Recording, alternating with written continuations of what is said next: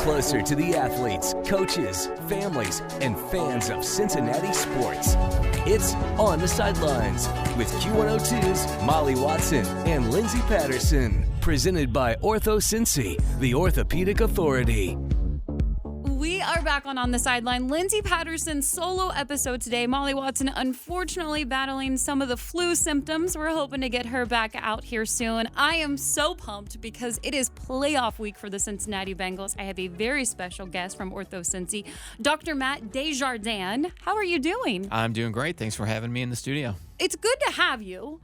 Unfortunately, we got to talk a little bit about injuries right now. Cincinnati Bengals, and I'm going to back it up a couple weeks to the Cincinnati Bengals-Buffalo Bills Monday Night Football game. And just what a wild turn of events that happened for that game. You get out there, the atmosphere is huge. They're playing at home. It's for the 1 and 2 seed in the NFL.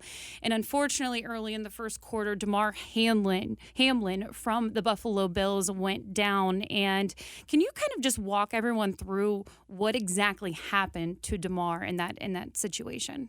Yeah, so probably one of the most incredible things most of us sports fans have really witnessed on a big stage like that. The way it looked is he took a good football hit into the chest, like happens every game, multiple times, was able to stand up like everything was okay, and then he fell backwards. And so fortunately, being at an NFL game is one of the best places to have something bad happen to you. So he was surrounded by top-notch, highly trained medical individuals. So they were rapid in their response, like they're trained to be, like they plan to be. And so they were on the field assessing him and taking care of him right away. It probably didn't take him too long to figure out that it was some sort of cardiac event. To those of us who are watching, I guess you wouldn't really know. And, of course, all the players were around, so you couldn't really see much. But I'm sure they had the assessment done right away and figured out, hey, this is a life-threatening emergency. Yeah, if you were watching it on TV, I feel like more people were getting the details. Being in person, a lot of people, I think, you see the ambulance out there, you see the stretcher out there, and the first thing that comes to your mind, maybe it's a concussion or it's another body injury, and nothing ever comes to my mind that it's going to be a heart injury, a heart problem that happened. And it was one of those things for Higgins, the wide receiver who was playing on offense. It was a safe football hit. It just happened at that exact time where it caused just the blunt force trauma situation in his chest. And that doesn't happen all that often, does it? No, it's pretty rare. I think most people initially were thinking the heart issue is caused by something called commotio cordis. We don't know that. None of his medical information has been released. But what that is, it's a blunt force trauma to the chest. But it has to happen at the right time, the right location, the right force. And when I say the right time, it's so specific in the heart cycle, the way the heart beats, that EKG tracing you see on TV. It's got to happen in the right millisecond, and that can cause the heart to go into a fatal rhythm. So it's very specific. It's rare. We can see it in school-age children. It might be reported in the range of 10 to 20 times per year out of 300-something million people. Yeah, that's what's insane about it, because I think it brought a lot of awareness to what you need on a sideline. And you mentioned it. It's one of the things that I heard a lot from sports broadcasters, medical professionals. If you were going to be anywhere during something that was heart-related or medical-related, you want to be on a football field or a hospital room. And it's just absolutely incredible when you think of the professionals who are on the sidelines, from assistant athletic trainers to the medical professionals, just how important their job is during that time period in a matter of seconds. Yeah, the big thing that they do at the NFL level is they have a meeting before the game, all the stakeholders, the medical stakeholders. So it'll be the head team physicians of both teams, the athletic trainers, there's an airway physician there, the EMTs, anyone who's involved that's going to be involved if there's a medical emergency and coordination of care. They're at the meeting every game, every year, playoff, non-playoff, and they talk through it. This is where the ambulance is going to be. This is where our equipment is. And it's just a routine part of every NFL game. So they're ready. I mean, this does not happen often, these types of emergencies. Broken legs, yes. Concussions, yes. Cardiac emergency, life-threatening emergency, incredibly rare. So they drill it, they plan ahead, and that's so critical to responding, because it's one thing to be trained for it, but if you're not drilling it and practicing and ready for it, it can catch you by surprise. They weren't surprised. No, and that's what's incredible. What kind of equipment is needed at an NFL game? Yeah, so probably the key component that everybody's aware of, aside from the personnel, is the AED. That's an automated external defibrillator. It's the thing that does the shock. But just as importantly, it can give you a read of if there's a heart rhythm or not. So if someone's passed out on a field, they could still have a heartbeat. It might be a super fast heartbeat or a super slow heartbeat, but they can still have a heartbeat. And so the defibrillator, they design them really cool where they're a bit dummy proof. So you just got to put the pads on. They pick up the heart tracing just like an EKG, and they tell you, hey, you should do CPR, or hey, get your hands off, we need to deliver a shock. It's very, very user-friendly. And so when they say automated, it's very automated. So in fact, lay people can use it, not just doctors. That's wild. And you talk about the seconds and the minutes. I watched the replay once, and there's no need for me to ever go back and rewatch that. But Joe Mixon, the running back for the Cincinnati Bengals, was almost the first one to just kind of show, hey, there's something wrong here. He's on the ground, and we need someone right away. And hearing from medical professionals this week, and it was a matter of seconds that could have been a game changer for him, because, I mean, just go through that. Yeah, so time is everything.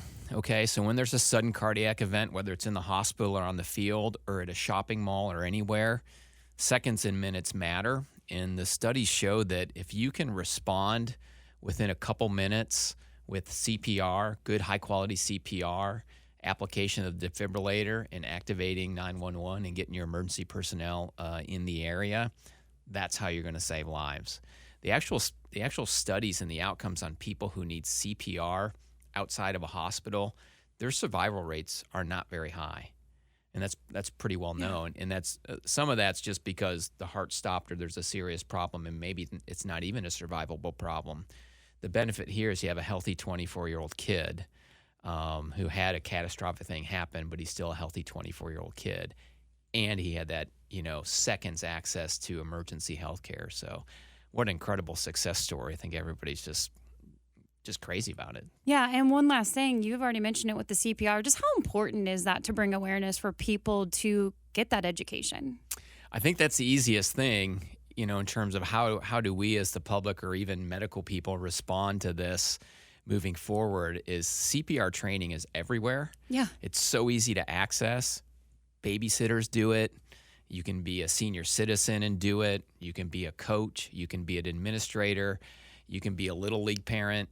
You don't have to have special qualifications to get CPR training. It's widely accessible. It can be free. And so there's almost no reason not to do it. And most of the times, you'll never have to use it, but there's always that time in a shopping mall or in an airport or somewhere where, emergencies happen in the field and they need to be responded to. So I think that's the easiest thing for all of us to sort of cue into. If you're looking like, how can I be prepared? That's how you do it. That's just an incredible story, and everyone's so excited that Damar Hamlin is back in Buffalo a week later, which is absolutely insane. We're going to go to the Bengals right now, and unfortunately, the offensive line took a hit. Alex Cappa, one of their best offensive line players, he is currently down. I was a little optimistic for a second.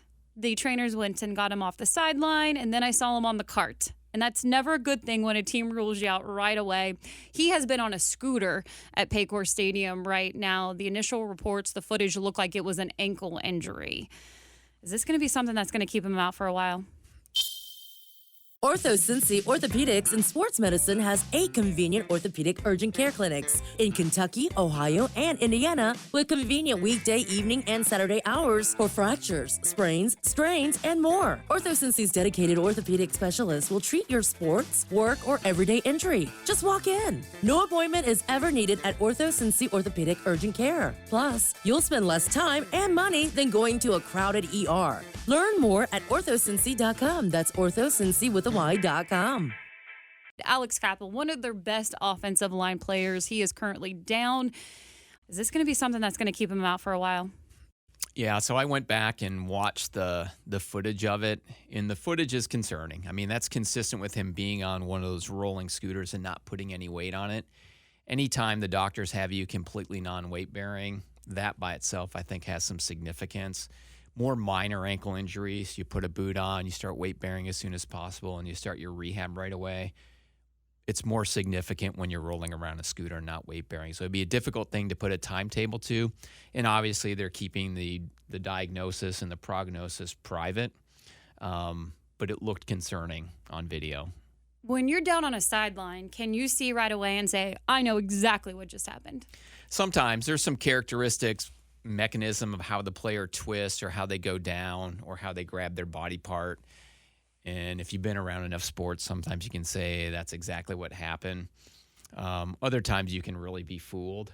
So, for example, when I looked at his video, I had some thoughts running through my head of what type of ligament might have got injured and the severity just based on what you see. But you can always be fooled.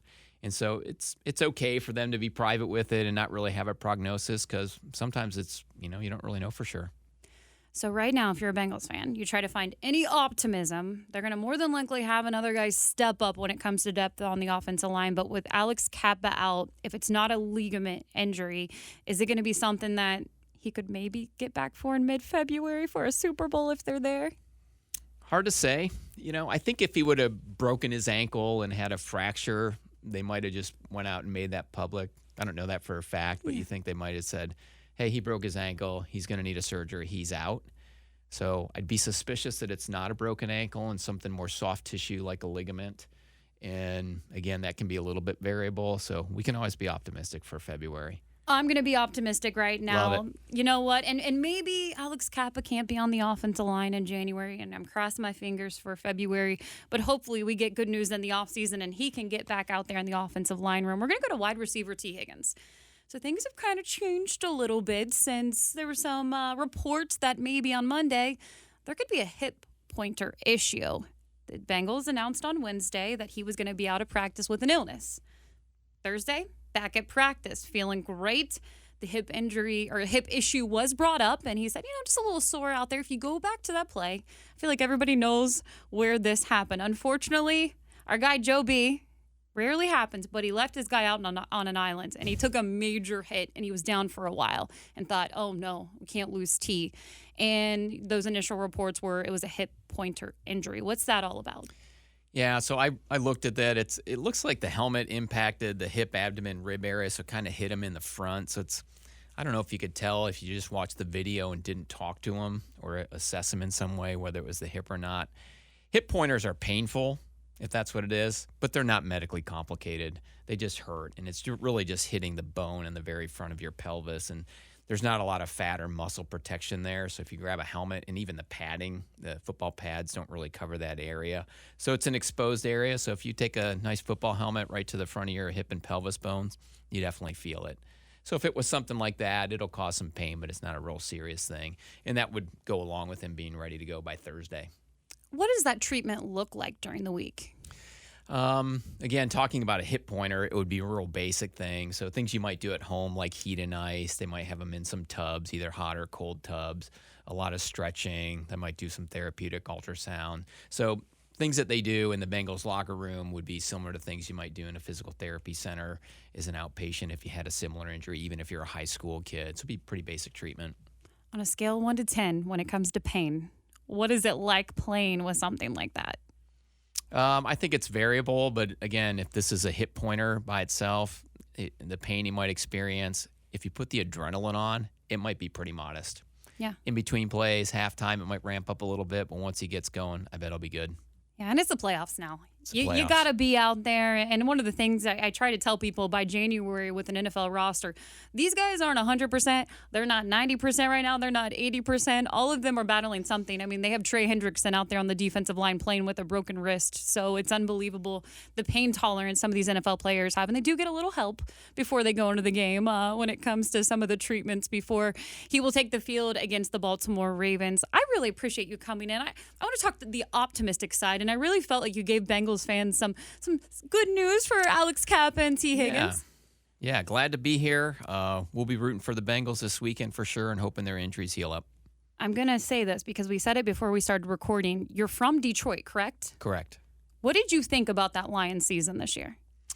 pretty good season, pretty optimistic for Lions fans out there. I know there's not a lot in this area, but I think the city, I was just actually up there for a trip not too long ago. The city's pretty excited about their coach and some of their young players, so they've had a pretty lousy road in the last several seasons, so there's some optimism in Detroit for sure. Yeah, I almost feel like the Lions fan base, I feel like I've said this on Twitter when I talk about watching the Detroit Lions. It's very similar to what it felt like in Cincinnati for so long when you deal with playoff losses and not winning seasons. Nobody's going to the games. And I really like Dan Campbell. I feel like everybody's playing for him. So I'm hoping the Lions, they take the NFC next year, and that would be fun. AFC Bengals, NFC Lions. Love to see that led by Aiden Hutchinson. That's, I guess, our Joe Burrow up in Detroit. He's a fellow Michigan grad, so we're hoping he leads the way.